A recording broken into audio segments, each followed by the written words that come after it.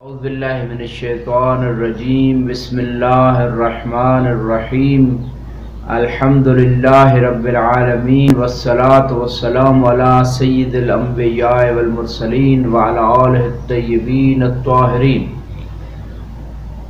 اما بعد فقد قال اللہ سبحانہ وتعالی فی کتابہ المجید بسم اللہ الرحمن الرحیم لیلۃ القدر خیر من الف شہر صدق اللہ العلی العظیم۔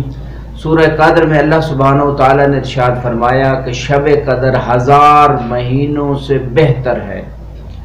اتنی بڑی رحمت پروردگار ماہ مبارک جو خود رحمتوں کا مہینہ ہے، جو مغفرتوں کا مہینہ ہے، جو اللہ کی بخشش کا مہینہ ہے، جس میں دنیا و آخرت کی خیر کو سمیٹ دیا گیا ہے، اس مقدس اور بابرکت مہینے میں ایک اور رحمت پروردگار یہ ہے کہ شب قدر کو اس ماہ مبارک میں قرار دیا ہے اور اس امت کے لیے قرار دیا ہے جس میں قرآن مبارک بھی نازل ہوا اور 1000 مہینے سے بہتر رات ہے۔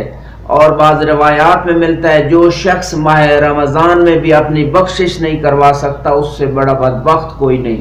لہذا اگر کوئی بس لیلۃ القدر میں شب قدر میں اپنی بخشش نہ کروا سکے اور خدا کی عبادت نہ کر سکے تو گویا اس نے 1000 سال کی عبادت اور زندگی کو ضائع کیا ہے۔ تو خدا نے ہمارے لیے ایک نعمت قرار دی ہے۔ شب قدر کے بہت سارے اعمال ہیں، ان میں سے کچھ مشترکہ ہیں تینوں راتوں کے، کچھ مختص اعمال ہیں۔ مشترکہ اعمال میں سے پہلا عمل غسل ہے شب قدر کا، اور دوسرا عمل 2 رکعت نماز پڑھنی ہے، اور 2 رکعت نماز میں الحمد کے بعد جو ہے 7 مرتبہ سورہ قل هو اللہ احد پڑھنا ہے۔ دونوں رکعتیں میں اسی طرح کرنا ہے، اور پھر نماز مکمل کرنے کے بعد 70 مرتبہ استغفر اللہ واتوب الیہ۔ روایت کہتی ہے جو شخص بھی ایسا کرے گا خدا اسے اور اس کے والدین کو بخش دے گا اور ابھی وہ اپنے مقام سے نہیں اٹھا ہوگا۔ تیسرا عمل جو اس مقام میں مقدس ترین اہم ترین عمل ہے اور وہ ہے زیارت امام حسین علیہ السلام کا۔ بعض روایات میں ملتا ہے کہ جس نے شب قدر میں امام حسین علیہ السلام کی زیارت کی، ندا آتی ہے عرش سے کہ اللہ نے اسے بخش دیا ہے۔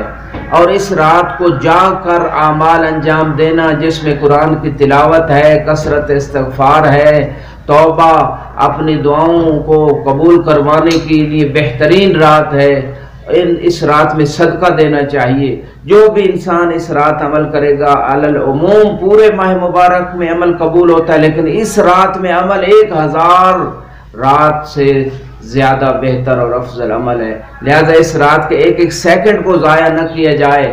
اور پہلی رات جو شب قدر کی 19 کی رات ہے، ضربت امیر المومنین علیہ السلام کی رات ہے، اس رات میں کچھ خاص عمل بھی ہیں۔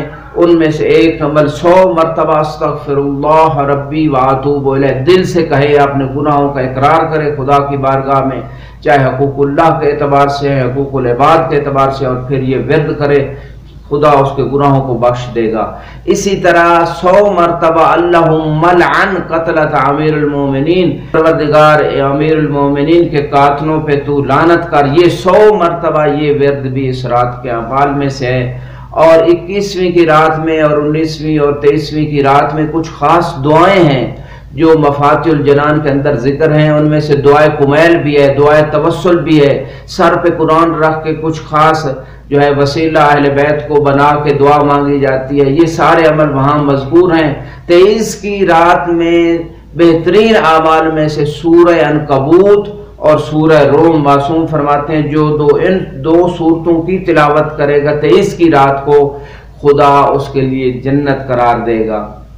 اور اسی طرح اس رات میں زیارت امیر المومنین، زیارت امام حسین علیہ السلام، اور جتنے بھی انسان نیک اعمال کر سکتا ہے، خصوصاً قرآن کی تلاوت اگر ترجمے اور فہم کے ساتھ ہو تو یہ بہت قیمتی چیز ہے۔ بلکہ ایک عالم ربانی کا جملہ شیخ انصاری رضوان اللہ تعالیٰ علیہ کا مفاتیح الجنان میں موجودہ طالب علموں کے لیے انہوں نے فرمایا آپ کے لیے سب سے بہترین عمل اس رات میں علم میں اشتغال ہے، محمد و آل محمد کے علوم کو سیکھنا اور سکھانا ہے۔ اس کا معنی یہ ہے کہ شب قدر میں اگر یہ اتنا عظیم عمل ہے تو باقی ایام میں بھی اس کی عظمت عیاں ہونی چاہیے۔